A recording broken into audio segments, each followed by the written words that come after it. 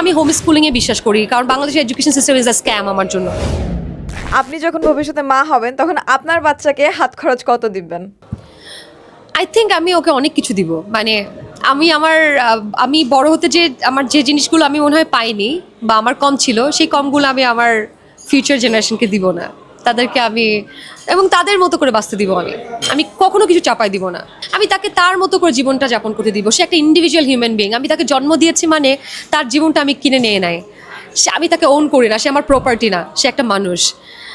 আমি একটা বাচ্চা সে ফার্স্ট হচ্ছে, তোমার বাচ্চা ফার্স্ট হবে, নো, নট নেসেসারি।